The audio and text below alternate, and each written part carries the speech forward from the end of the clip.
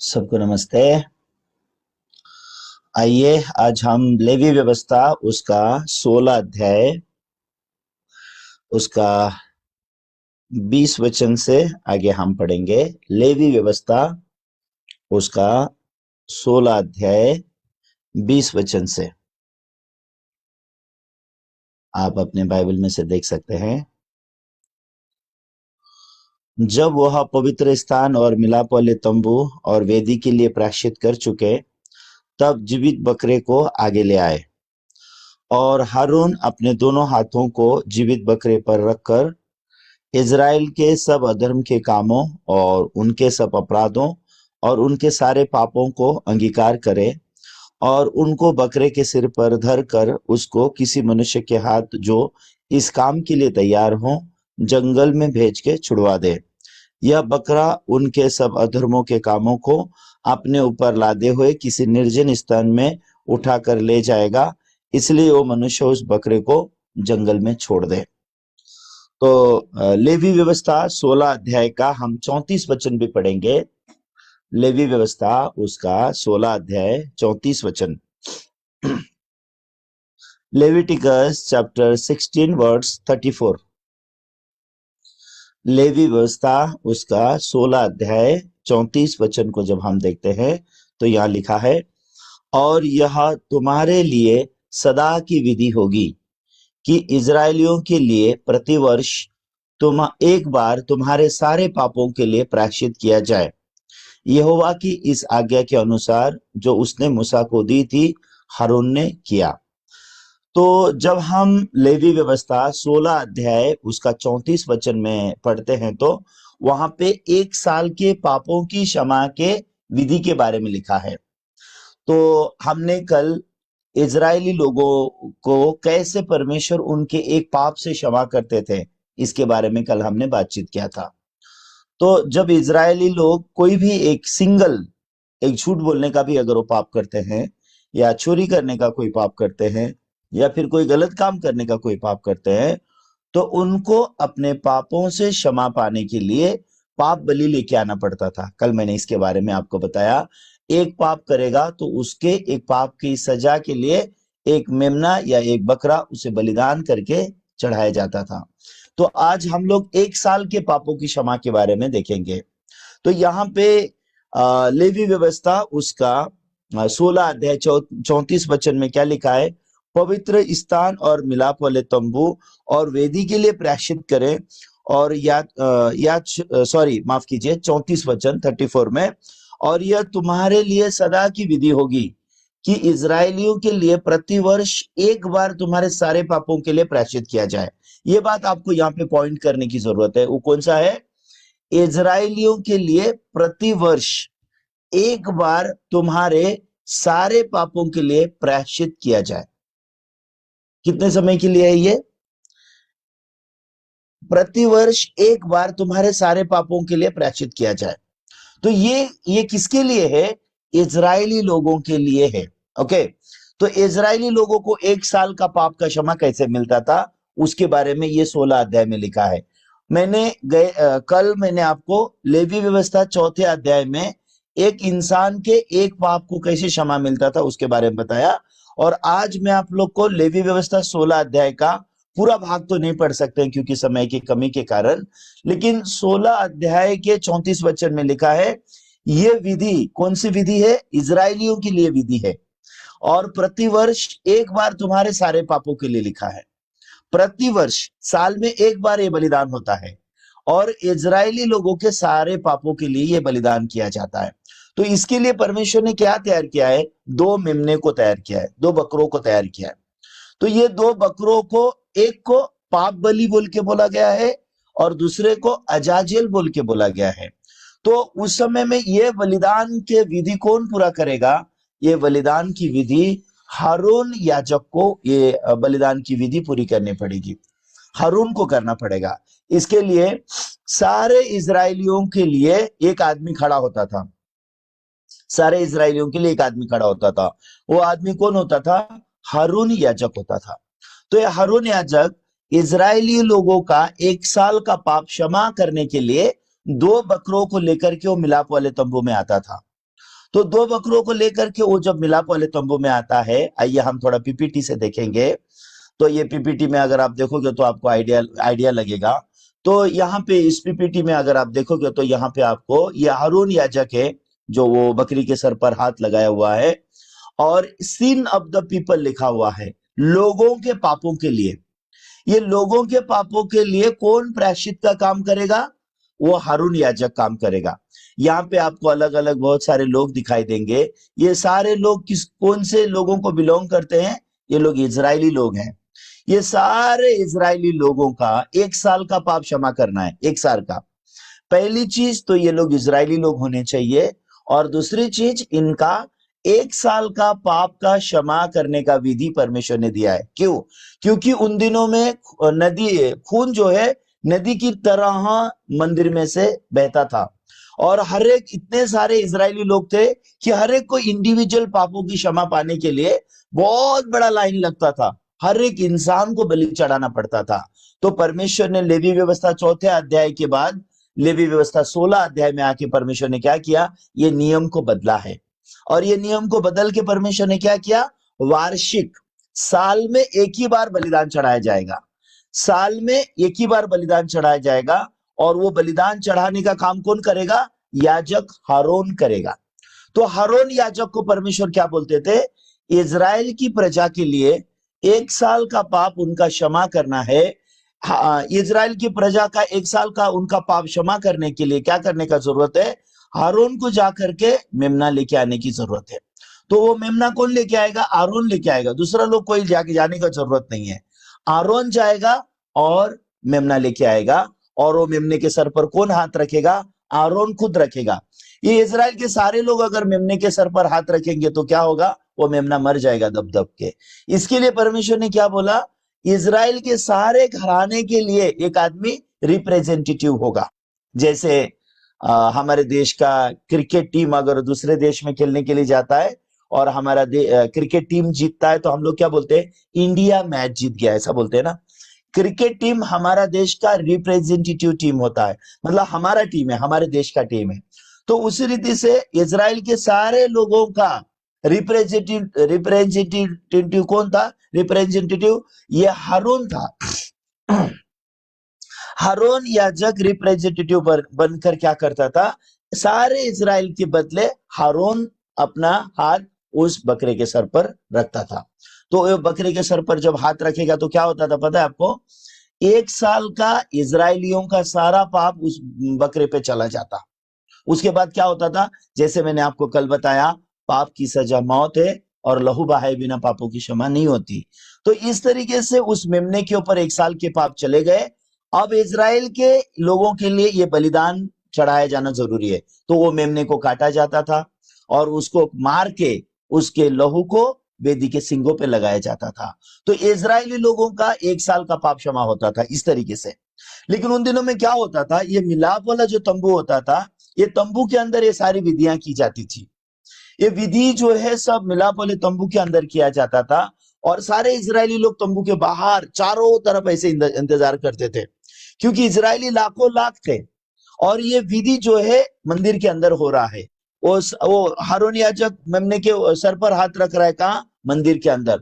लेकिन अभी मंदिर के बाहर के लोगों को कुछ पता नहीं है क्या हो रहा है क्या नहीं। तो एक एक बकरे के ऊपर हाथ रख के हारून इजरायलियों का सारा पाप देगा और वो बकरे को मार देगा, पाप की सजा मौत देगा। और उसके लहू को निकाल के वेदी के सिंग पे लगाएगा और बचा हुआ लहू क्या करेगा, वो वेदी के पाए पे डाल देगा, जैसे मैंने आपको कल सिखाया था। वो अभी इजरायलियों के पाप तो क्षमा हो गए, इजरायली लोगों का एक साल का पाप धुल गया, एक साल का पाप क्षमा हो गया। लेकिन इजराइल लोगों ने देखा नहीं ना, वो बलिदान को देखा नहीं है। इसलिए इजराइल लोगों के मन में विश्वास नहीं है, हमारा विधि पूरा हुआ क्या नहीं, मेमने को काटा गया क्या नहीं, आरोन ने हाथ रखा क्या नहीं, हमारे पाप मेमने पे गए क्या नहीं। क्योंकि सारे इजराइल के लाखों लाख लोग वो मिलाप वाले तंबू के बाहर ऐसे इंतजार करते थे। साल में एक बार उस मिलाप वाले तंबू में आके, वो मंदिर के बाहर आकर के वो लोग इंतजार करते।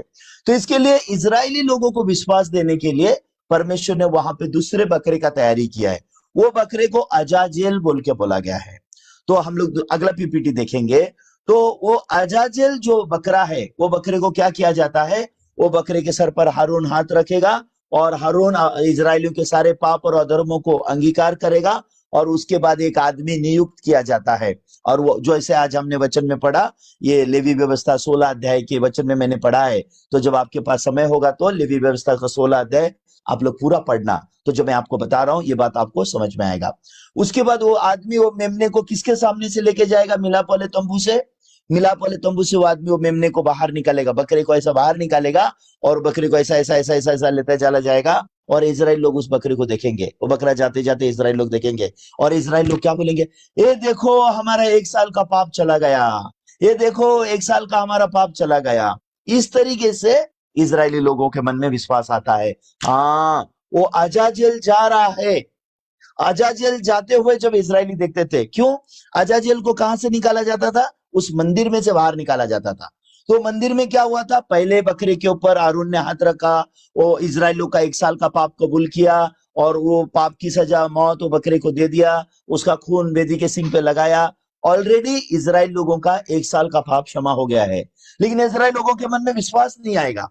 इसके लिए परमेश्वर ने दूसरे बकरे को तैयार किया जिसका नाम अजाजेल है।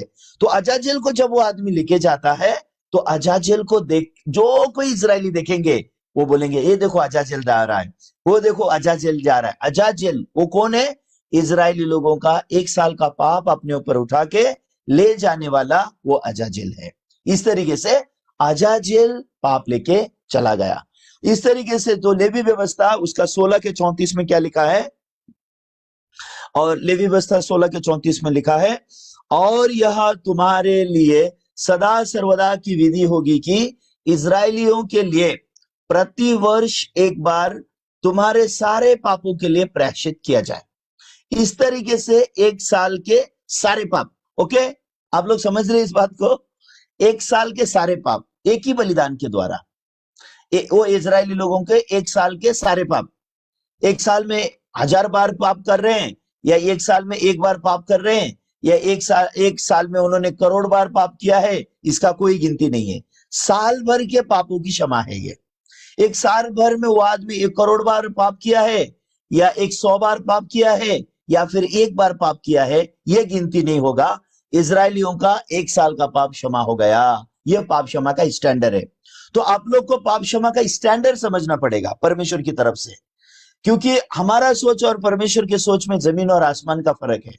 परमेश्वर बोलते हैं तुम्हारा सोच मेरा सोच नहीं है, इसलिए हम लोग अगर अपने सोच से पाप क्षमा समझने की कोशिश करेंगे हम लोग समझ नहीं सकते। इसलिए पाप क्षमा पे हम विश्वास करते हैं। परमेश्वर ने जैसे वचन में कहा है वही सत्य है, ऐसे हम विश्वास करते हैं। सही है ना? इस तरीके से हमने विश्वास करने को आना चाहिए। तो जब 1 साल की विधि हो गई, तो उसके बाद एक और विधि बनाई गई है बाइबल में। वो विधि कौन सी है? अनंत काल के पापों की क्षमा।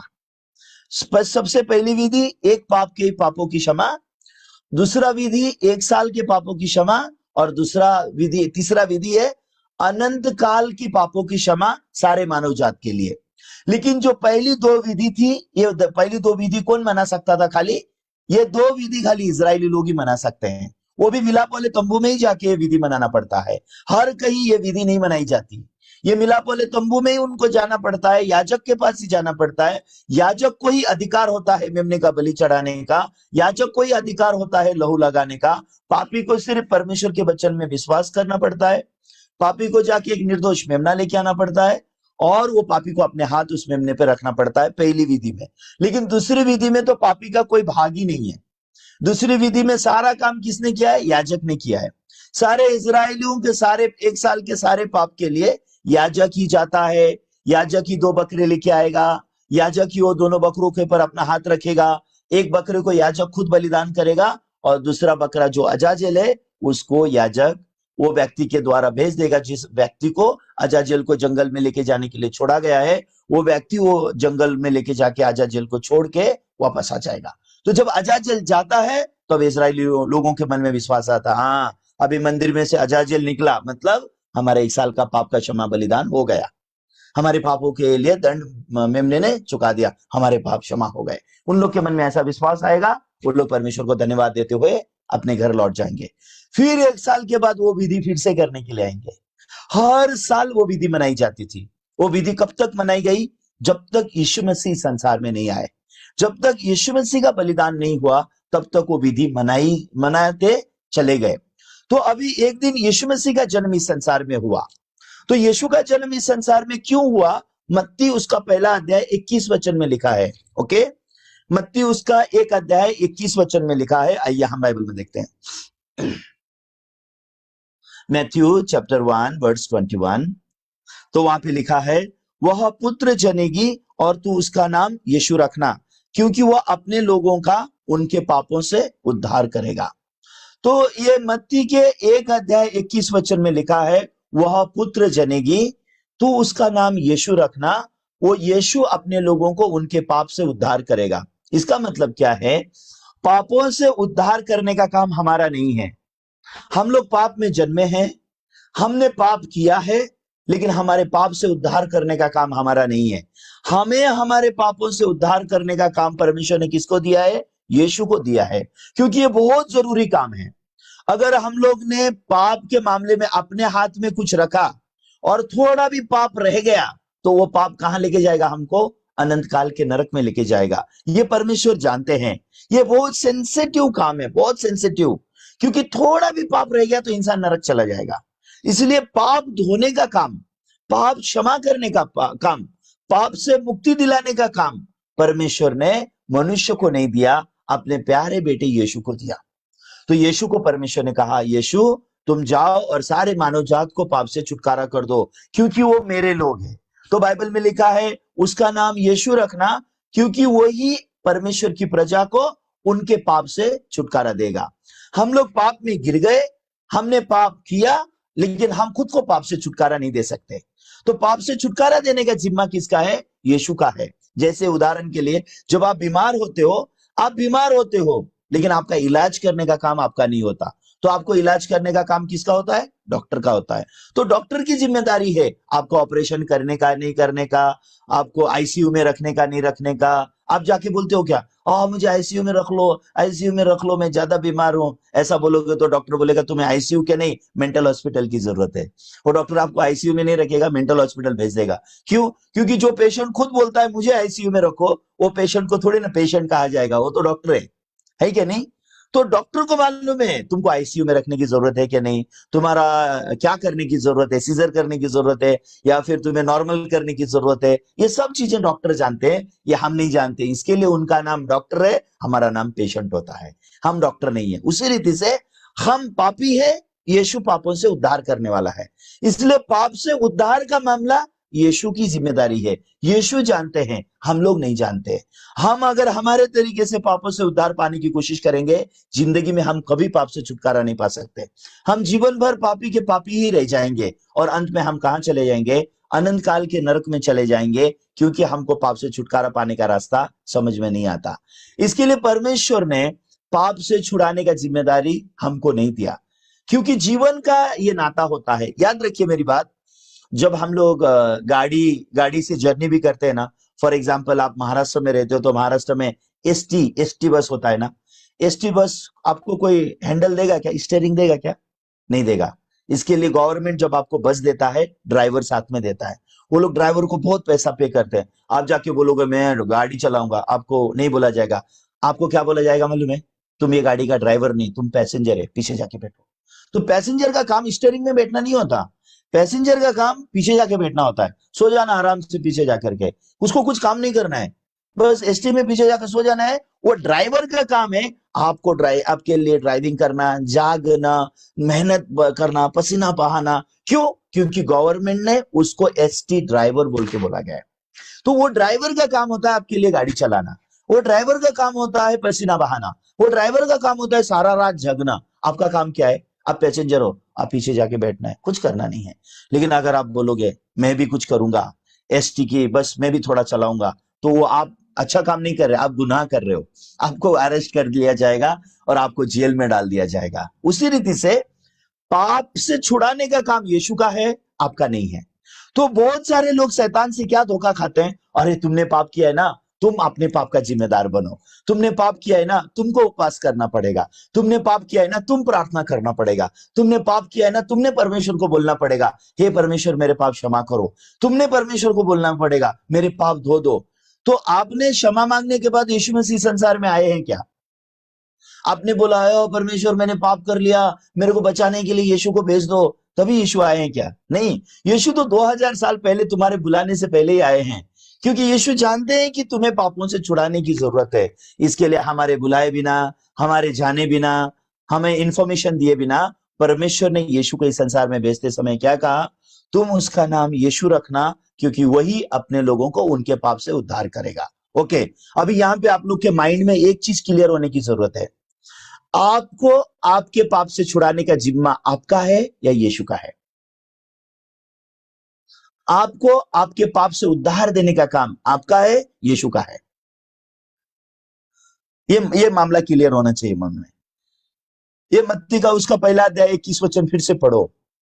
क्या लिखा है?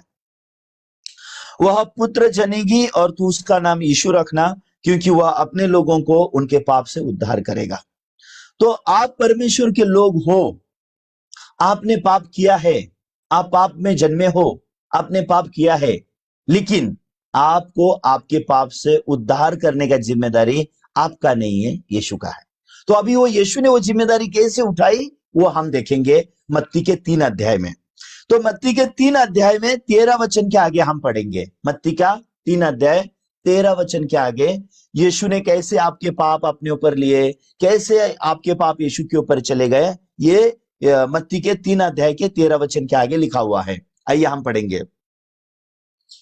उस समय यीशु गलील से यरदन के किनारे यूहन्ना के पास उससे बपतिस्मा लेने आया, परंतु यूहन्ना यह कहकर उसे रोकने लगा, मुझे तो तेरे हाथ से बपतिस्मा लेने की आवश्यकता है और तू मेरे पास आया है। यीशु ने उसको यह उत्तर दिया, अब तो ऐसा ही होने दे, क्योंकि हमें इसी रीति से सब धार्मिकता को पूरी करना उचित है। तब उसने उसकी बात मान ली और यीशु बपतिस्मा लेकर तुरंत पानी में से ऊपर आया, और देखो उसके लिए आकाश खुल गया और उसने परमेश्वर की आत्मा को कबूतर के समान उतरते और अपने ऊपर आते हुए देखा। और देखो यह आकाशवाणी हुई, यह मेरा प्रिय पुत्र है, जिससे मैं अत्यंत प्रसन्न हूं। ये समय कौन सा है आप जानते हो? ये समय यूहन्ना बपतिस्मा दाता यीशु को बपतिस्मा देने का समय है। तो उस समय में क्या हो रहा था? यूहन्ना बपतिस्मा दाता सारे पापी लोगों को मिलके मन फिराव का बपतिस्मा दे रहा था, जिसको पानी का बपतिस्मा कहा गया है। तो बाइबल में कई प्रकार के बपतिस्मा है। पानी का बपतिस्मा है, पवित्र आत्मा का बपतिस्मा है, मन फिराव का बपतिस्मा है, पाप क्षमा का बपतिस्मा है, मृत्यु का बपतिस्मा है, कई बपतिस्मे हैं। लेकिन यहाँ पे यूहन्ना जो बपतिस्मा दे रहा है, ये यूहन्ना के बपतिस्मा को क्या कहा गया है? मन फिराव का बपतिस्मा दिया है उसने, मन फिराव का बपतिस्मा। तो हर पापी से यूहन्ना बपतिस्मा दाता चिल्ला चिल्ला के बोलता था, मन फिराओ, स्वर्ग का राज्य निकट आ गया है। तुम लोग मन फिराओ, स्वर्ग का राज्य निकट आ गया है और आने वाले पर विश्वास करो। तो वो पानी का बपतिस्मा दे के क्या बोलता था? आने वाले पे विश्वास करो। मतलब किस पे? आने वाले यीशु पर विश्वास करो। मैं तो तुम्हें पानी से बपतिस्मा दे रहा हूं, वो तुम्हें आग और पवित्र आत्मा से बपतिस्मा देगा। ऐसा यीशु के बारे में यूहन्ना बपतिस्मा दाता लोगों को बता रहा था। लेकिन अचानक यीशु आ जाते हैं यूहन्ना से बपतिस्मा लेने के लिए। तो यूहन्ना हैरान होता है, अरे आप पापी थोड़ी हो, आप तो यीशु हो, आप तो परमेश्वर के बेटे हो, आप तो पवित्र परमेश्वर के पवित्र पुत्र हो, आप क्यों मेरे पास बपतिस्मा लेने के लिए आए?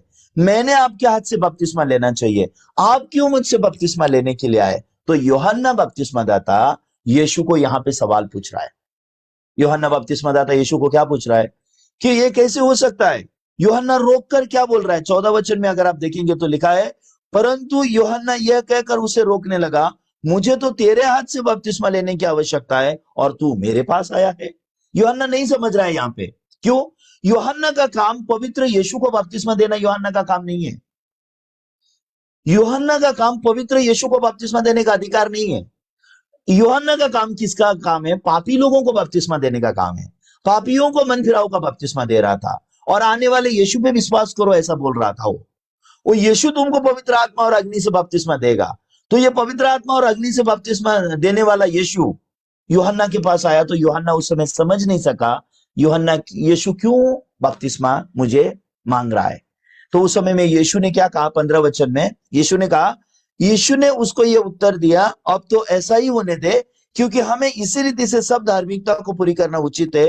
तब उसने उसकी बात मान ली। तो यहाँ पे हम क्या देख सकते हैं? यीशु ने यूहन्ना को कहा, तू मुझे बपतिस्मा दे, तूने मुझे बपतिस्मा देना जरूरी है। जब तू मुझे बपतिस्मा देगा तो क्या होगा? सारे धर्म के काम पूरे हो जाएंगे। इसका मतलब क्या? हम जो करेंगे उसके बाद किसी को भी धर्मी बनने के लिए धर्म का काम करने का जरूरत नहीं है। हम जो करेंगे उसके द्वारा सबके पाप खत्म हो जाएंगे। इसलिए यूहन्ना बपतिस्मा दाता ने जब यीशु को बपतिस्मा दिया, उस समय क्या हुआ आप जानते हैं? यूहन्ना को यीशु के ऊपर हाथ रखना पड़ा। जैसे पुराने नियम में याजक किसके ऊपर हाथ रखता था? मेमने के ऊपर। तो अभी यहाँ पे ये मेमना कौन है? मेमना यीशु मसीह है। और मानव जाति का प्रतिनिधि याजक कौन है? यूहन्ना बपतिस्मा दाता। तो यूहन्ना बपतिस्मा दाता के बारे में क्या कहा गया है? ये मत्ती का 11 अध्याय का 11 वचन एक बार देखेंगे। मत्ती के 11 अध्याय 11 वचन के में क्या लिखा हुआ है? मैं तुमसे सच सच कहता हूं, जो स्त्रियों से जन्मे हैं उनमें से यूहन्ना बपतिस्मा देने वाले से कोई बड़ा नहीं हुआ, पर जो स्वर्ग के राज्य में छोटे से छोटा है वो उससे बड़ा है। तो यहाँ पे लिखा है स्त्रियों में जो जन्मे हैं यूहन्ना बपतिस्मा दाता सबसे बड़ा है। क्यों यूहन्ना बपतिस्मा दाता को सबसे बड़ा कहा गया आप जानते हैं? जैसे हारून याजक ने इजरायली लोगों का 1 साल का पाप मेमने को देता था, वैसे ही यूहन्ना बपतिस्मा दाता सारे मानव जाति का पाप यीशु को देने वाला था। इसके लिए यूहन्ना को स्त्रियों में श्रेष्ठ कहा गया है। तो हम लोग थोड़ा अभी पीपीटी में देखेंगे कि कैसे यूहन्ना बपतिस्मा दाता ने यीशु को बपतिस्मा दिया। तो जब यूहन्ना बपतिस्मा दाता ने यीशु को बपतिस्मा दिया उस समय क्या हुआ, आइए हम पीपीटी में देखते हैं। तो यूहन्ना बपतिस्मा दाता ने जब यीशु के सर पर हाथ रखा, तो अभी यहाँ पे आप ये पीपीटी में देख सकते हो, यीशु और यूहन्ना बात कर रहे हैं। यीशु बोल रहे मुझे बपतिस्मा दे, तू बपतिस्मा देगा तो ऐसे धर्म के काम पूरे हो जाएंगे, सारी धार्मिकता को पूरा करना उचित है, ऐसा बोला। सारी धार्मिकता को पूरा करना उचित है मतलब सारे पाप मिटाए जाएंगे, सारे पाप। वो ये कौन सा समय था आप जानते हैं? यूहन्ना बपतिस्मा दाता सारे जगत का पाप किसको देने वाला था? यीशु को देने वाला था। तो यीशु वो बपतिस्मा मांग रहे हैं, यीशु बोल रहे तो मुझे बपतिस्मा दे। उस समय में यूहन्ना बपतिस्मा दाता क्या करता है? यीशु के ऊपर हाथ रखता है। तो यीशु के ऊपर हाथ रख के क्या करता है? यीशु को पानी में डुबाता है। तो जब यूहन्ना बपतिस्मा दाता यीशु के ऊपर हाथ रखता है और यीशु को पानी में डुबाता है, उस समय क्या होता है पता है आपको? मानव जात जगत के सारे पाप किसके ऊपर चले जाते हैं? यीशु के ऊपर चले जाते हैं। ये वो मोमेंट है जब यीशु के ऊपर ये जगत के पाप यूहन्ना बपतिस्मा दाता के द्वारा यीशु के ऊपर जगत के पाप गए। जैसे पुराने नियम में पापी हाथ रखता था मेमने के ऊपर, उसके पाप चले जाते थे। पुराने नियम में याजक इजरायली लोगों का सारा पाप किसके ऊपर रखता था? मेमने के ऊपर रखता था, बकरे के ऊपर रखता था, चले जाते थे। तो अभी यहाँ ये कौन सा सीन है? यीशु कौन है? परमेश्वर का मेमना। यीशु कौन है? परमेश्वर का मेमना। वो क्यों आया है? जगत का पाप उठाने के लिए आया है। आगे यूहन्ना गवाही देता है यीशु का, वो मैं आपको दिखाऊंगा। यीशु परमेश्वर का मेमना है जो जगत का पाप उठाने के लिए आया। तो फिर जगत का पाप यीशु के ऊपर कौन देगा? यीशु तो पवित्र आत्मा से जन्मा, यीशु ने कोई पाप नहीं किया। फिर हमारा मानव जात का पाप यीशु के ऊपर कैसे जाएगा? वो यूहन्ना बपतिस्मा दाता को परमेश्वर ने चुना है। तो यूहन्ना बपतिस्मा दाता के द्वारा परमेश्वर मानव जात का पाप किसको दे रहा है? यीशु को दे रहा है बपतिस्मा के द्वारा। तो यीशु बोल रहा है अभी ऐसा होने दे। तो तो अब उस समय यूहन्ना को समझ में आया, तो यूहन्ना ने अपना हाथ यीशु के ऊपर रखा और यीशु को पानी में डुबाया। तो पानी में डुबाना मतलब क्या है? यीशु मारा जाएगा, यीशु गाड़ा जाएगा और यीशु तीसरे दिन जी उठेगा। तो यीशु क्यों मारा गया? क्योंकि यूहन्ना के द्वारा यीशु ने जगत का पाप अपने ऊपर ले लिया। तो अभी पाप आया तो पाप के साथ क्या आया? मृत्यु भी आया। इसके लिए यीशु को क्या करना था? मरना था, यीशु को मृत्यु मिलना था। तो यीशु को जब यूहन्ना ने बपतिस्मा दिया, पानी में डुबाया, और जैसे ही यीशु पानी में से ऊपर आया, बाइबल में लिखा है स्वर्ग खुल गया, आकाश खुल गया। इसका मतलब क्या है? पहले सब मानव जात के लिए स्वर्ग बंद था, अभी सारे मानव जात के लिए स्वर्ग खुल गया। और उसके बाद दूसरे दिन यूहन्ना उसका पहला अध्याय 29 वचन को हम देखेंगे। यूहन्ना उसका पहला अध्याय 29 वचन में क्या लिखा है? यहाँ पे यूहन्ना उसका पहला अध्याय 29 वचन में लिखा है, दूसरे दिन उसने यीशु को अपनी ओर आते देखकर कहा, देखो यह परमेश्वर का मेमना है जो जगत का पाप उठा के ले जाता है। आप अपने बाइबल को ध्यान से पढ़िए। दूसरे दिन यूहन्ना बपतिस्मा दाता चीख चीख के लोगों को बता रहा है, चिल्ला चिल्ला के लोगों को बता रहा है, यीशु का पहचान करके दे रहा है। यीशु के दो बातें बताता है, एक यीशु को परमेश्वर का मेमना बोलता है, दूसरा जगत के पाप उठाया है बोल के बोलता है। तो यूहन्ना पहले दिन क्या हुआ? पहले दिन यूहन्ना ने यीशु को बपतिस्मा दिया। अभी दूसरे दिन यूहन्ना गवाही दे रहा है, पहले दिन गवाही नहीं दे रहा है, दूसरे दिन गवाही दे रहा है। तो दूसरे दिन जब यीशु वहां से ऐसे जा रहा है, यूहन्ना बपतिस्मा दाता चिल्ला चिल्ला के बोलने लग गया, ये देखो परमेश्वर का मेमना जो जगत का पाप उठा के लेके जाता है। तो जिस दिन यीशु को यूहन्ना ने मानव जात का सब पाप दे दिया, जगत का पाप दे दिया। जगत का पाप मतलब क्या है? आदम से लेकर के अंत तक, आदम से पाप शुरू हुआ और ये दुनिया में आखिरी मनुष्य तक का पाप, आपका जन्मदिन से लेकर मरने दिन तक का पाप, सारे पाप, सारे मानव जात के पाप यूहन्ना बपतिस्मा दाता ने किसको दिया? परमेश्वर के मेमने प्रभु यीशु मसीह को दिया। इसलिए सिर्फ यूहन्ना यीशु को परमेश्वर का मेमना बोलता है। यशाया की पुस्तक में यशाया प्रभु यीशु को परमेश्वर का मेमना बोलता है।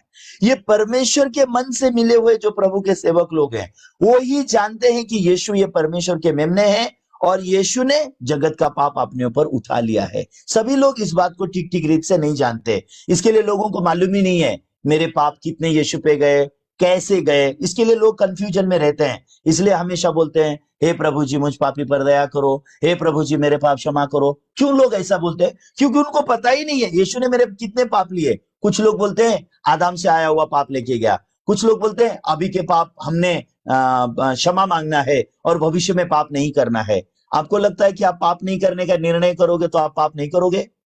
आप झूठ नहीं बोलने का निर्णय करोगे तो आप झूठ नहीं बोलोगे? आप गुस्सा नहीं करने का निर्णय करोगे तो आप गुस्सा नहीं करोगे? आप लालच नहीं करने का निर्णय करोगे तो क्या आपके निर्णय काम करते हैं? सब बकवास बात है, ऐसा कुछ भी नहीं होता। हम सब मनुष्य जाति, हमारा मरने दिन तक का पाप का कीमत किसने चुकाया है? यीशु ने चुकाया है। हमारे जन्मदिन से लेके मरने दिन तक का, आदम से लेके आखिरी मनुष्य तक का सारे मानव जात का पाप यूहन्ना बपतिस्मा दाता ने किसको दिया है?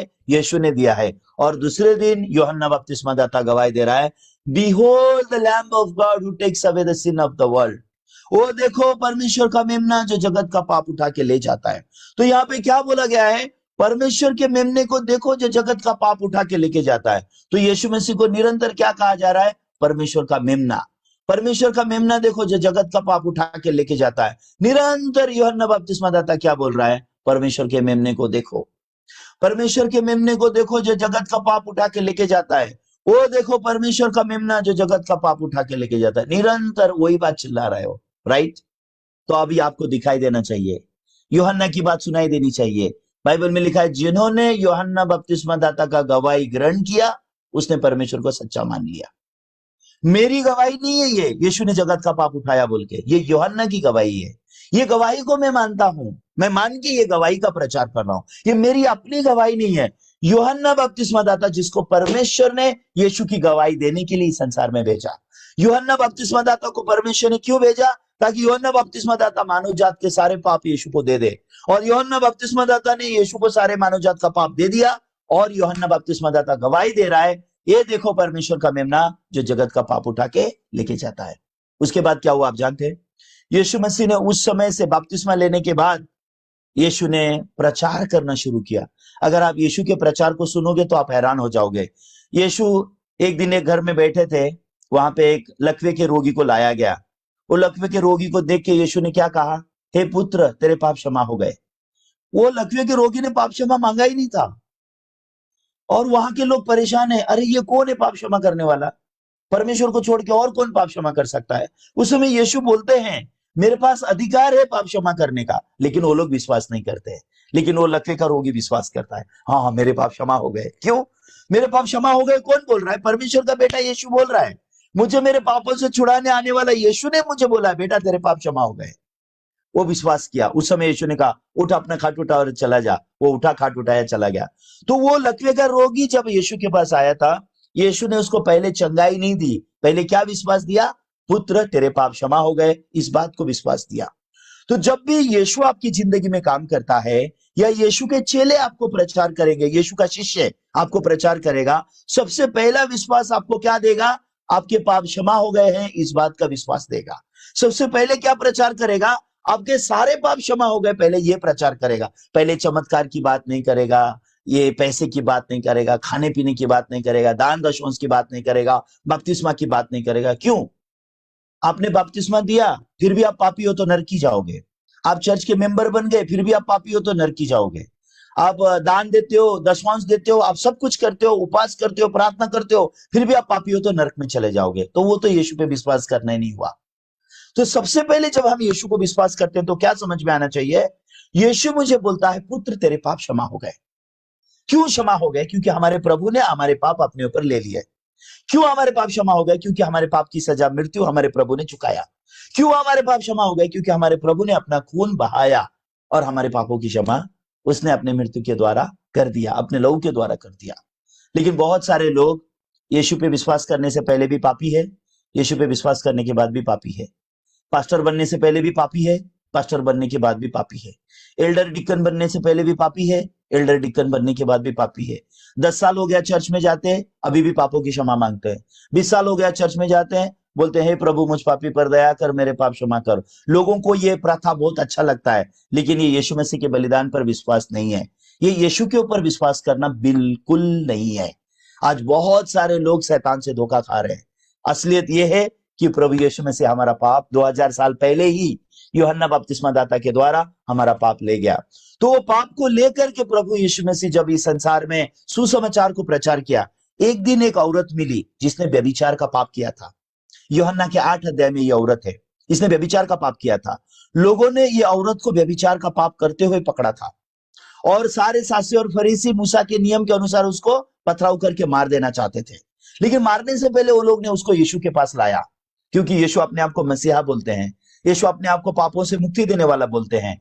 तो शास्त्री और फरीसी यीशु के पास लेके आके वो औरत को बोलने लग गए, यीशु ये स्त्री ने व्यभिचार का पाप किया है और मूसा ने हमको नियम में 10 आज्ञा में बोला है ऐसे व्यभिचार करने वाले लोगों को पथराव करके मार दो। लेकिन यीशु तुम तो अपने आप को मसीहा बोलते हो ना, पापियों के उद्धारकर्ता बोलते हो ना, तुम क्या बोलते हो उसके बारे में बोलो। तो उस समय में यीशु ने मुंडी नीचे किया, कुछ नहीं बोला। वो लोग चिल्लाने लगे, बोलो बोलो बोलो।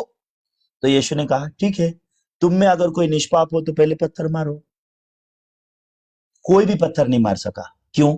कोई भी निष्पाप नहीं था, सबके सब पापी थे। लेकिन वो पापी पापी बन के यीशु के पास नहीं आए।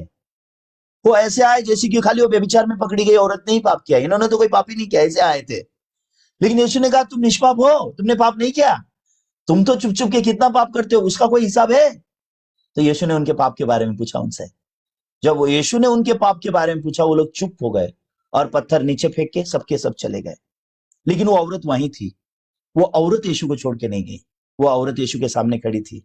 यीशु ने उसको पूछा, ए नारी, तुझे किसी ने दंड नहीं दिया? उसने बोला, नहीं प्रभु, किसी ने नहीं। यीशु ने क्या कहा आप जानते हैं? मैं भी तुझ पर दंड की आज्ञा नहीं देता, जा और पाप ना करना। तो यीशु ने क्यों कहा मैं तुझ पर दंड की आज्ञा नहीं देता? क्योंकि उसके पाप का दंड कौन भुगतने वाला है? यीशु खुद भुगतने वाले हैं। यीशु ने कोई पाप नहीं किया, लेकिन यीशु को नंगा करके मारा है। यीशु ने कोई पाप नहीं किया, लेकिन यीशु को कांटों का ताज दिया है। यीशु ने कोई पाप नहीं किया, यीशु को किलो ठोक के मारा गया है। ये किसके पाप की सजा यीशु मसीह चुकाए? व्यभिचार में पकड़ी गई औरत के पाप की सजा यीशु ने चुकाई है। इसलिए यीशु भी उसको दंड नहीं दे सकते। क्यों? उसके पाप का दंड यीशु चुकाने के बाद कैसे यीशु उसको दंड दे सकते हैं? अगर यीशु ने आपके पाप लिए हैं तो यीशु आपको कैसे पापी बोल सकते हैं? अगर यीशु आपके पाप के लिए मरे हैं, अगर यीशु ने आपके अपने खून से आपके पाप धोए हैं, तो यीशु आपको कैसे पापी बोल सकते हैं? जो आदमी आपको पापी बोलता है वो यीशु का जन नहीं है। जो आदमी आपको पापी ठहराता है वो परमेश्वर का दास नहीं है, वो खुद पाप का दास है। इस प्रकार से कभी भी कोई भी इंसान उद्धार नहीं पा सकता। यीशु मसीह ने व्यभिचार में पकड़ी गई स्त्री को भी कहा, मैं भी तुझ पर दंड की आज्ञा नहीं देता। वो स्त्री ने व्यभिचार का पाप नहीं किया था क्या? किया था। फिर उसको दंड क्यों नहीं दिया गया? क्योंकि उसका दंड यीशु ने अपने ऊपर लिया। क्योंकि उसके दंड जो है, उसकी सजा यीशु ने खुद ने चुकाई। यीशु ने कोई पाप नहीं किया, यीशु को नंगा करके मारा गया। ये किसके पाप की सजा थी? वो व्यभिचार में पकड़ी गई औरत के पाप की सजा थी। वो आपके और मेरे पाप की सजा थी। आपने और मैंने पाप किया। हमको कौन मार रहा है आज पाप किया बोल के? फिर यीशु को क्यों मारा गया? हमारे ही पाप के कारण यीशु को मारा गया। इसलिए हमको मृत्युदंड नहीं दिया जाता, इसलिए हमको सजा नहीं दिया जाता। उसके बाद यीशु मसीह क्रूज की ओर जाने लगे। हम थोड़ा पीपीटी देखेंगे। तो यीशु मसीह ने जगत का पाप अपने ऊपर उठाया। इसको थोड़ा सा हम देखेंगे। जगत का पाप, ये देखो परमेश्वर का मेमना जो जगत का पाप उठाता है। इससे पहले वाला पीपीटी थोड़ा देखेंगे। तो ये देखो परमेश्वर का मेमना जो जगत का पाप उठाता है, सिन ऑफ द वर्ल्ड का PPT, sin of the world. इसके बाद वाला, इसके बाद वाला पीपीटी। हाँ, यहाँ पे सिन ऑफ द वर्ल्ड जो लिखा है ना, जगत का पाप। सिन ऑफ द वर्ल्ड मतलब क्या आप जानते हैं? आदम से लेके आखिरी मनुष्य तक ये जगत का पाप है। तो आदम के बाद जिसको हम पहचानते हैं बहुत शक्तिशाली रूप से, ज्यादा रूप से, नोहा के बाद अब्राहम है, अब्राहम के बाद मूसे है, मूसे के बाद आज से 2000 साल पहले यीशु मसीह आए, और उसके बाद हमारा जन्म होने का ये संसार में एक दिन है। अभी मेरा आज उम्र 47 ईयर है, अभी मेरा उम्र। तो 47 ईयर पहले मैं जन्मा था और आज मैं 47 ईयर का हूं। अभी मुझे पता नहीं मैं कितने साल के बाद मरूंगा, 10 साल, 20 साल, 30 साल, 40 साल, 50 साल, लेकिन जरूर मैं मरूंगा। एक दिन मेरे मृत्यु का दिन है। तो ये संसार में जो मेरा जीवन है बहुत छोटा है, लेकिन यीशु मसीह ने मेरे जन्मदिन से लेकर आज तक का पाप नहीं लिया है। कुछ लोगों को क्या शैतान धोखा देता है, तुम्हारा पिछला पाप क्षमा हो गया, अभी के पाप तुमने प्रार्थना करके क्षमा पाना है और भविष्य में तुमने पाप नहीं करना है। ऐसे भ्रम में लोग जिंदगी जीते हैं, इसलिए लोगों को समझ में नहीं आता है पाप क्षमा मतलब क्या है। यीशु ने जो पाप क्षमा किया है, हमारे अभी से पीछे के पाप यीशु का लहू से क्षमा होना, हमारे पीछे के पाप यीशु के मृत्यु के द्वारा क्षमा होना, अभी के पाप हमारी प्रार्थना से क्षमा होना, तो फिर पीछे के पाप की भी हम प्रार्थना करेंगे ना, यीशु को मरने की जरूरत क्यों। हम बोल सकते हैं ना, प्रभु जन्मदिन से लेके आज तक मैंने जाने अनजाने जो पाप किया वो क्षमा कर दो, आदम से लेके अभी तक के जो पाप हुए सब पाप क्षमा कर दो। अगर प्रार्थना के द्वारा पाप क्षमा होते हैं तो यीशु मसीह को क्रूस पे मरने की जरूरत नहीं है। अगर यीशु की मृत्यु में भी अगर आपके पाप क्षमा नहीं होते हैं तो आपकी प्रार्थना में पाप क्षमा नहीं हो सकते। तो आज बहुत सारे लोग क्या भ्रम में जीते हैं, पुराना पाप, ओरिजिनल पाप, डुप्लीकेट पाप, अभी का पाप, आदम का पाप, हमारा पाप, ऐसा करके पाप को डिवाइड करते हैं। पाप पाप है, पाप पाप है। तो हमारे सारे पाप यीशु मसीह ने अपने ऊपर उठाए हैं। इसलिए यूहन्ना बपतिस्मादाता क्या बोलता है, behold the lamb of God who takes away the sin of the world. तो ये अगला पीपीटी में हम जाएंगे। तो उसके बाद जब हम देखते हैं यीशु मसीह किस जर्नी में है, यीशु मसीह को कोड़े लगाए गए, यीशु मसीह को मारा गया, यीशु मसीह को कांटों का ताज दिया गया। तो बाइबल में लिखा है यीशु मसीह को जो यातना मिली, ये सब हमारे ही कारण मिली। हमारी चंगाई के लिए उसको कोड़े मिले, हमारे पाप की सजा मृत्यु उसको मिली, और हमारे सारे गुनाहों का दंड यीशु मसीह को दिया गया। अगला पीपीटी।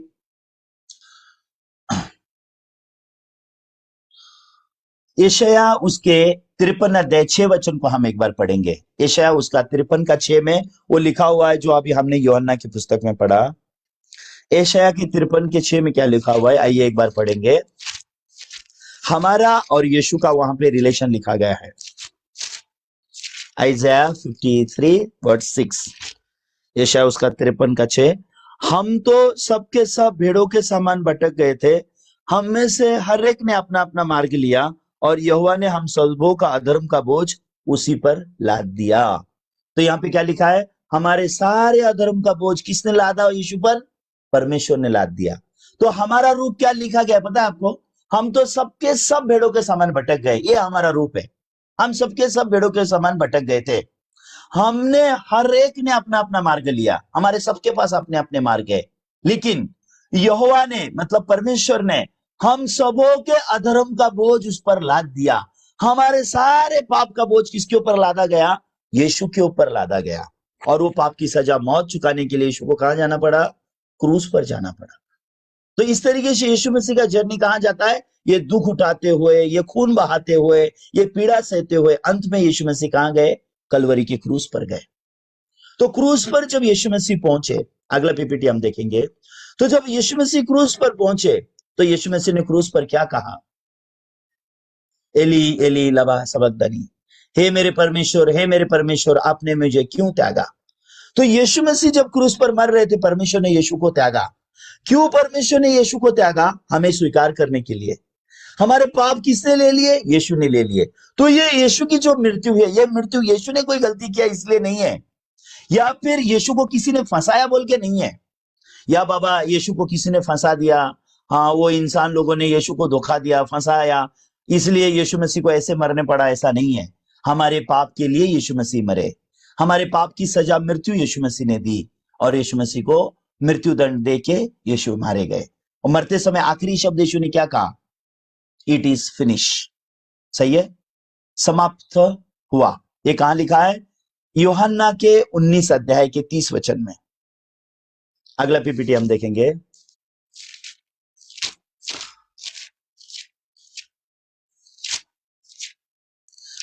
ओके, यूहन्ना उसका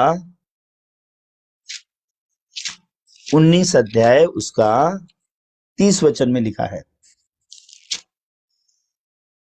जब यीशु ने वह सिरका लिया तो कहा पूरा हुआ, और सिर झुकाकर प्राण त्याग दिए। तो यीशु मसीह जिस दिन क्रूस पर मरे, यीशु ने कहा पूरा हुआ, और उसके बाद मरे। क्या पूरा हुआ, यीशु का मिशन पूरा हुआ। यीशु का मिशन क्या था, परमेश्वर के लोगों को उनके पाप से बचाना, ये यीशु का मिशन था। सही है। यीशु का मिशन क्या था? अपने लोगों को उनके पापों से उद्धार करना। यीशु ने पाप का सजा मृत्यु क्रूस पे मर के चुका दिया। यीशु ने अपना लहू बहा के हमारा पाप धो दिया, और यीशु मसीह तीसरे दिन मरे हुए में से जी उठे। तो यीशु क्यों जी उठे, ये रोमियो की पुस्तक में लिखा है। रोमियो उसके 4 अध्याय के 25 वचन में आप देखिए क्या लिखा हुआ है। रोमन्स चैप्टर 4 वर्स 25, वहां पे लिखा है, वह हमारे अपराधों के लिए पकड़वाया गया और हमारे धर्मी ठहराने के लिए जिलाया भी गया। तो क्या लिखा है? वह हमारे अपराधों के लिए पकड़वाया गया। यीशु मसीह किस लिए मरे? हमारे पापों के लिए यीशु मसीह मरे, हमारे पाप के लिए यीशु मसीह पकड़वाए गए, और हमें धर्मी ठहराने के लिए यीशु जी उठे। ठीक है, तो यीशु मसीह की मृत्यु के द्वारा हमारे पाप की सजा खत्म हो गई, और यीशु मसीह मृत्यु में से जी उठने के बाद हमको पापी बोलते हैं क्या धर्मी बोलते हैं? तुम लोग अभी भी पापी हो ऐसे बोलते हैं क्या? अभी भी तुम लोग पाप में हो ऐसा बोलते हैं क्या? या यीशु मसीह बोलते हैं, नहीं, मैंने तुम्हारा पाप खत्म कर दिया, तुम्हारे पाप की सजा मौत मैंने दे दी, मैंने अपनी खून से तुम्हारे पाप धो दिए, और अब तुम पापी नहीं, तुम धर्मी ठहराए गए हो। तो इस तरीके से हम लोग सब मुफ्त में धर्मी ठहराए गए। ये कहां लिखा है हम मुफ्त में धर्मी ठहराए गए? रोमियो के 3 अध्याय 23 और 24 वचन में लिखा है। तो रोमियो की पुस्तक तीसरा अध्याय 23 और 24 वचन को हम लोग देखेंगे। क्या लिखा है रोमियो उसके 3 का 23 और 24 में? 23 में लिखा है, इसलिए कि सब ने पाप किया है और परमेश्वर की महिमा से रहित है। रोमियो के 3 के 23 में लिखा है, रोमन्स 3:23 लिखा है, सब ने पाप किया, सब परमेश्वर की महिमा से रहित है। लेकिन 24 में क्या है? यीशु ने क्या किया वो लिखा है। रोमियो के 3 के 23 में हमने क्या किया वो लिखा है, लेकिन रोमियो के 3 के 24 में परमेश्वर ने क्या किया, यीशु ने क्या किया वो लिखा हुआ है। अगर आप रोमियो का 3:23 विश्वास करोगे तो बोलोगे मैं पापी हूं, हम सब पापी हैं, हम सब ने पाप किया, हम सब लोग पापी हैं, इतना ही आप बोलोगे। लेकिन रोमियो का 3 अध्याय 24 वचन ये सुसमाचार है। तो रोमियो का 3 के 24 में क्या लिखा है? परंतु उसके अनुग्रह से, किसके अनुग्रह से? परमेश्वर के अनुग्रह से, उस छुटकारे के द्वारा जो मसीह यीशु में है। कौन सा छुटकारा? जो यीशु मसीह क्रूस पर मर के हमारा छुटकारा किया है। हमारा पाप यीशु मसीह जो अपने ऊपर लिए हैं, हमारे पाप की सजा मृत्यु जो यीशु ने चुकाया है, यीशु ने जो अपने लहू से हमारे पाप धोए हैं, उस छुटकारे के द्वारा लिखा है सेंत मेंत धर्मी ठहराए जाते हैं। मतलब क्या है? मुफ्त में हम धर्मी बन गए। कैसे? यीशु मसीह के बलिदान के द्वारा।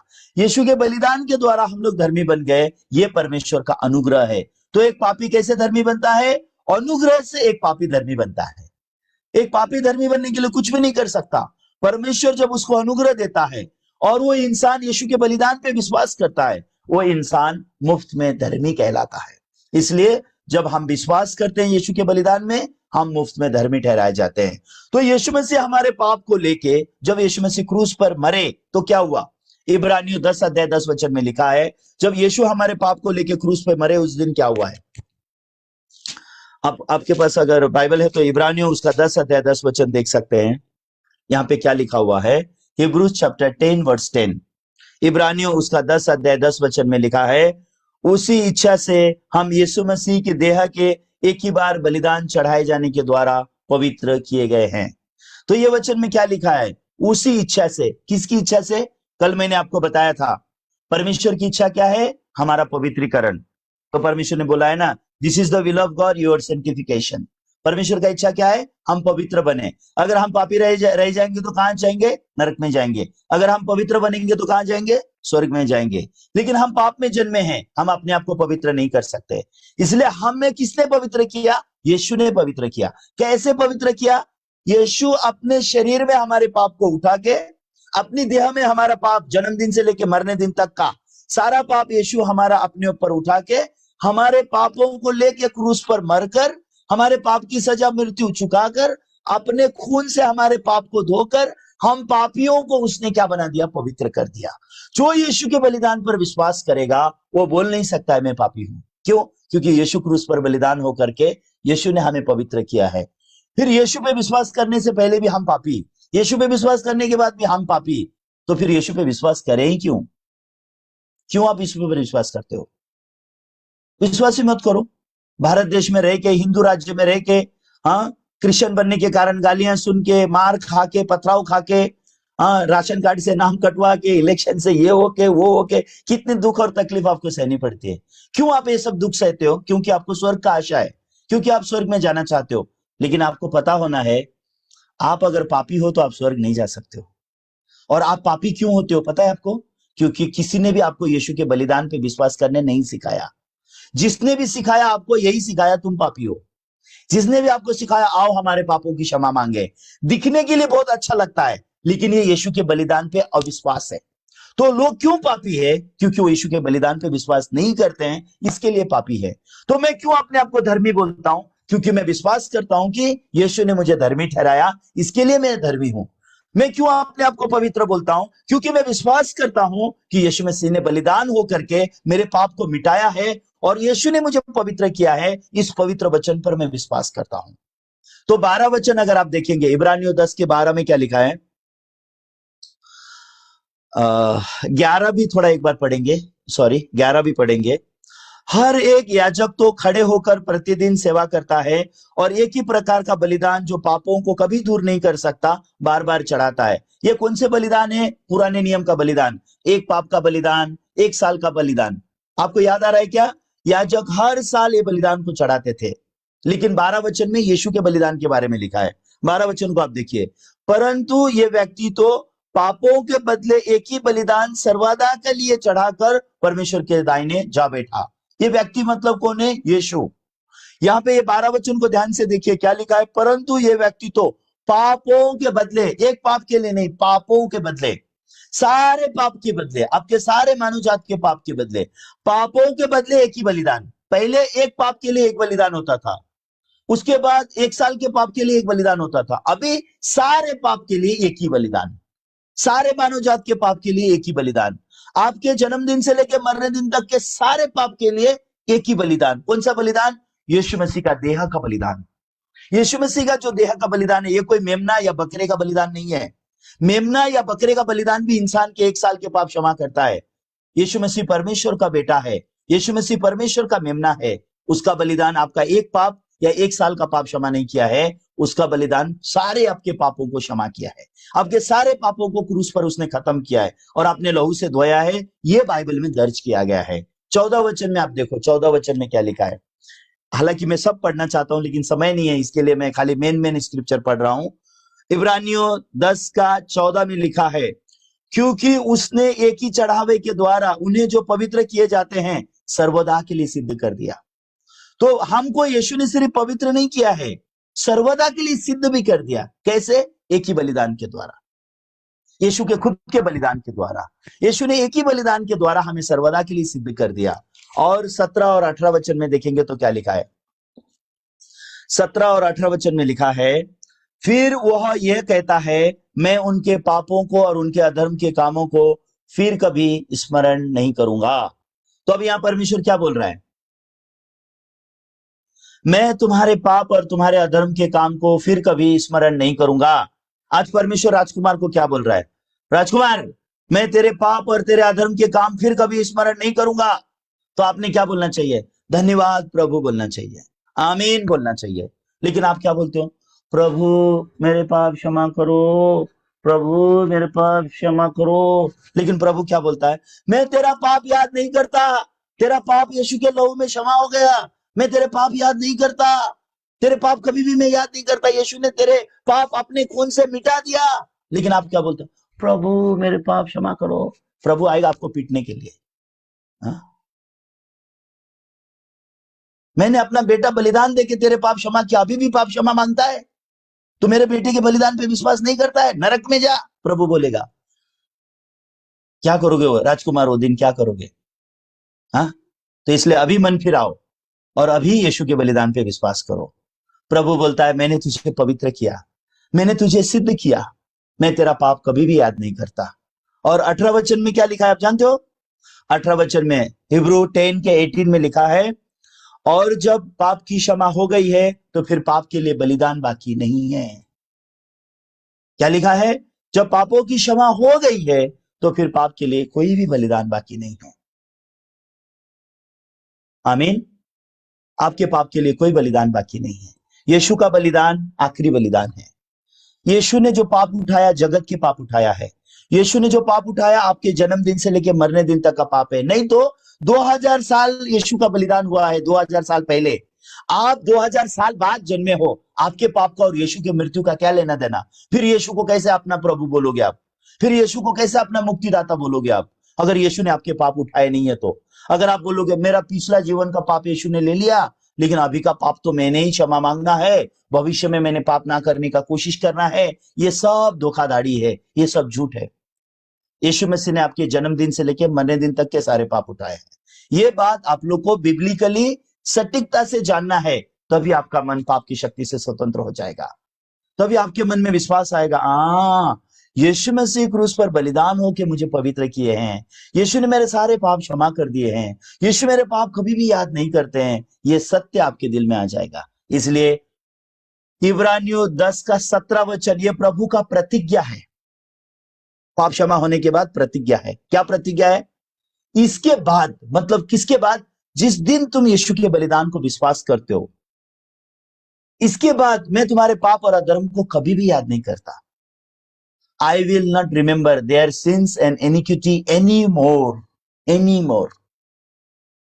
मैं तुम्हारे पाप, हिब्रूज 10:17, आप एक बार अपने बाइबल में से देखिए क्या लिखा है उसमें। यह प्रभु का प्रतिज्ञा है। यीशु मसीह क्रूस पर बलि होने के बाद, यीशु मसीह क्रूस पर मरने के बाद परमेश्वर ने यह प्रतिज्ञा किया है। फिर प्रभु कहता है मैं उनके पापों को और उनके अधर्म को, इसको आपको कैसे पढ़ना चाहिए? परमेश्वर बोल रहा है मैं राजकुमार के पाप और राजकुमार के अधर्म फिर कभी स्मरण नहीं करूंगा।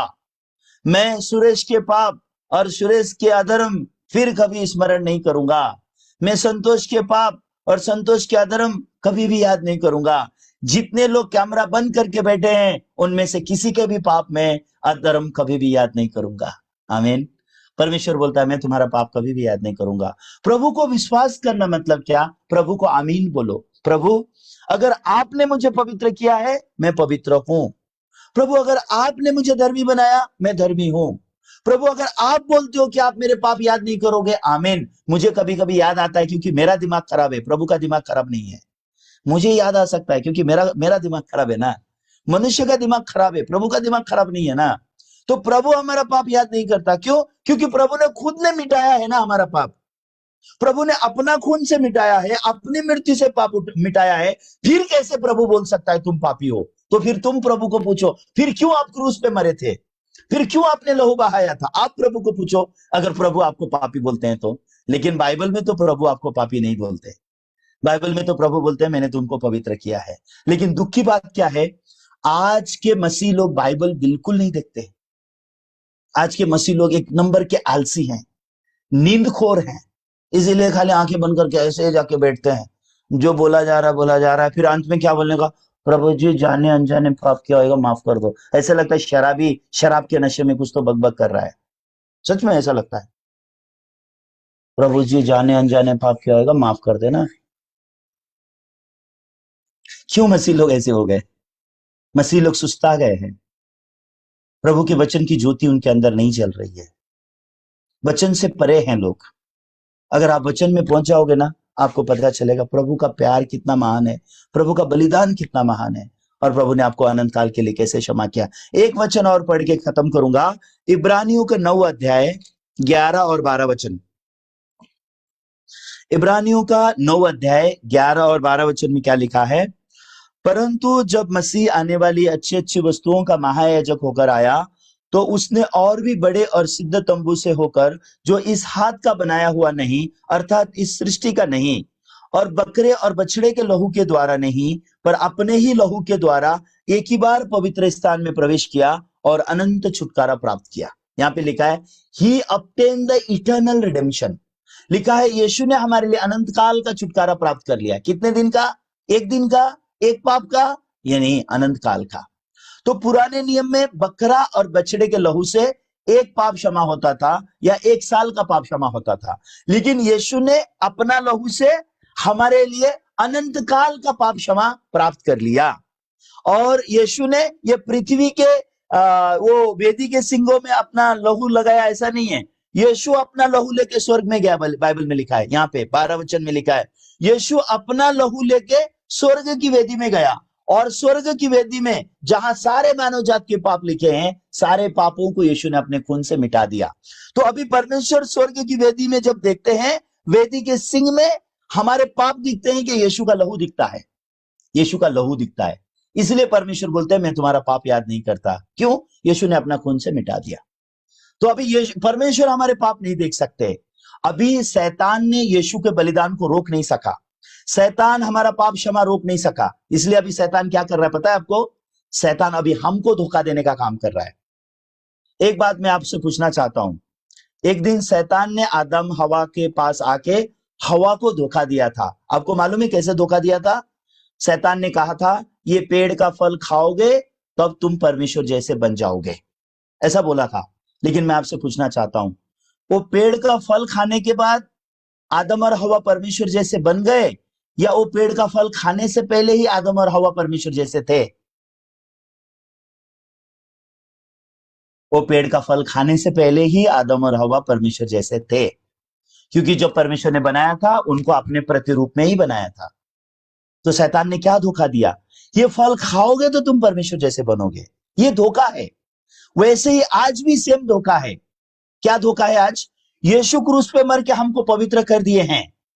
शैतान हमको क्या बोलता है?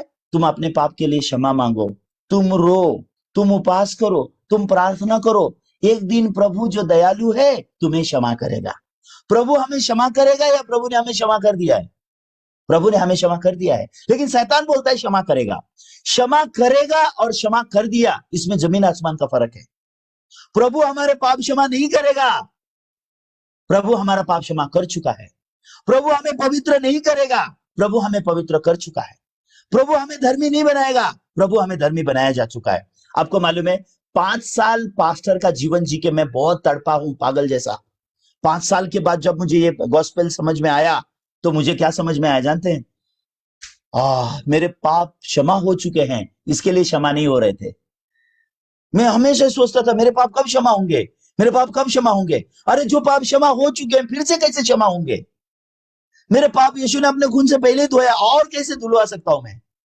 तो मैं यीशु के बलिदान पे विश्वास नहीं किया बोल के मुझे समझ में आया 5 साल के बाद। और 5 साल के बाद परमेश्वर ने अनुग्रह करके एक उद्धार पाया हुआ पास्टर मेरी जिंदगी में आया, और वो पास्टर ने मुझे यीशु समाचार एक्सप्लेन किया और मैंने उद्धार पा लिया। तो आप सभी लोगों के ग्रुप में मैं हूं, आपके व्हाट्सएप ग्रुप में।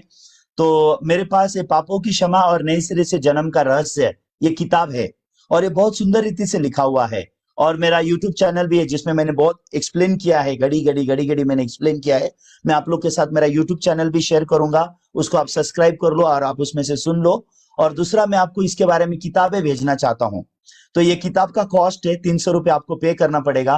पोस्ट का खर्चा मैं कर लूंगा, लेकिन किताब का कीमत आपको पे करना पड़ेगा। अगर आप पाप क्षमा के बारे में और डिटेल पढ़ाई करना चाहते हो, बहुत सुंदर रीति से लिखा हुआ है।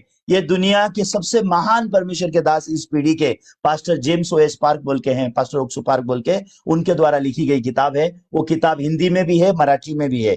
आपको कौन से भाषा में? हमारे आसामीज में भी है और ऐसे अलग अलग भाषाओं में है। अगर आपको वो किताब चाहिए रहेगा तो आप ग्रुप में आपका नाम, नंबर आप मुझे भेजिए, आपका एड्रेस मुझे भेजिए। मेरा इंडिविजुअल व्हाट्सएप भी आप यूज कर सकते हैं, और मैं आपको वो किताब प्रोवाइड करना चाहता हूं।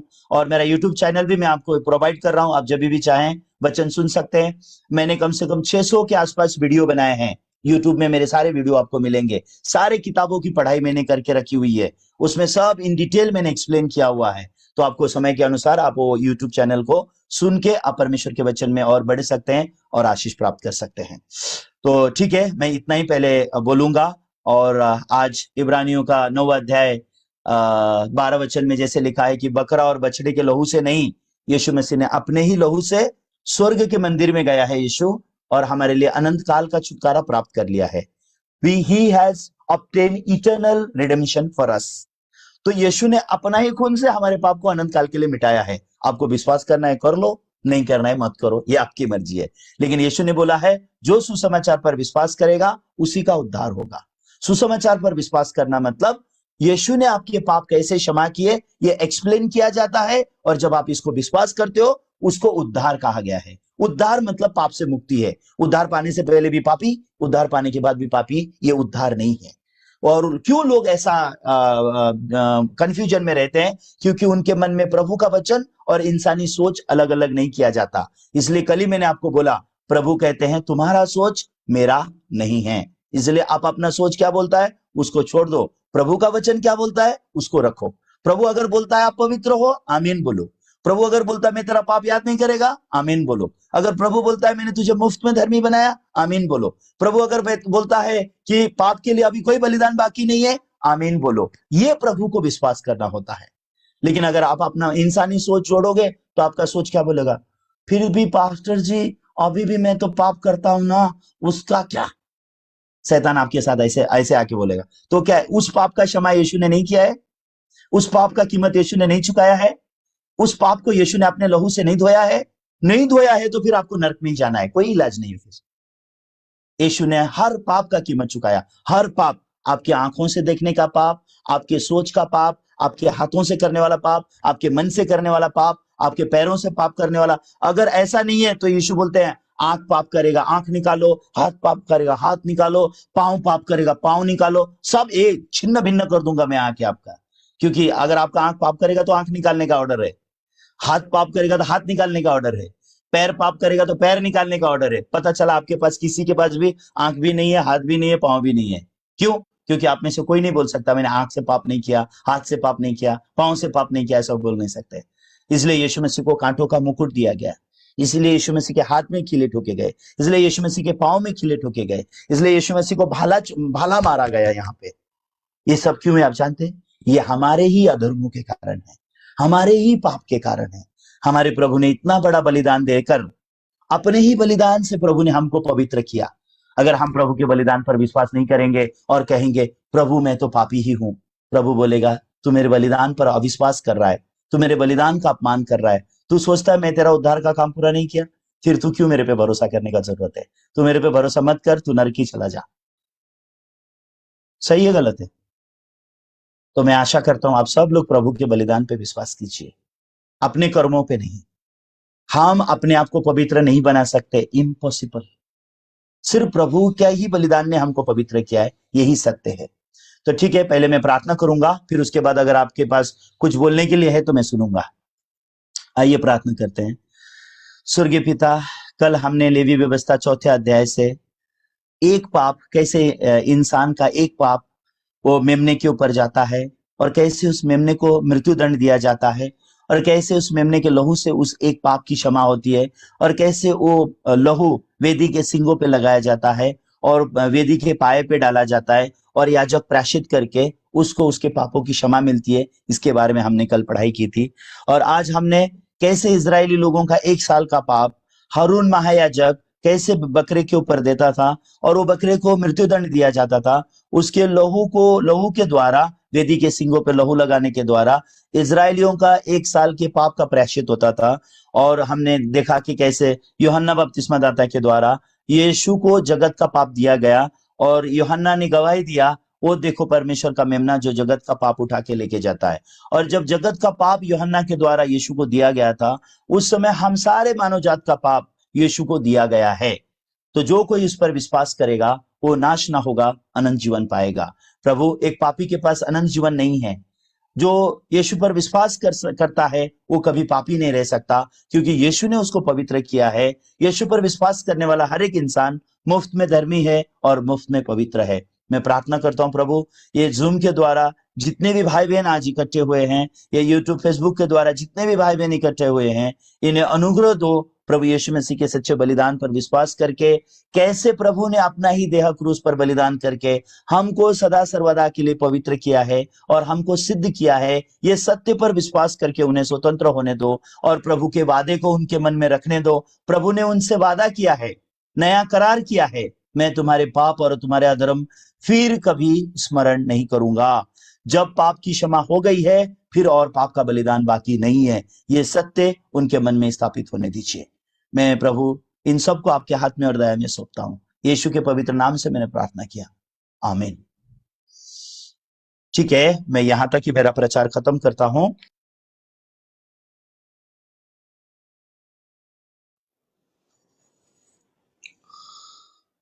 सबको नमस्ते। आइए आज हम लेवी व्यवस्था उसका 16 अध्याय उसका 20 वचन से आगे हम पढ़ेंगे।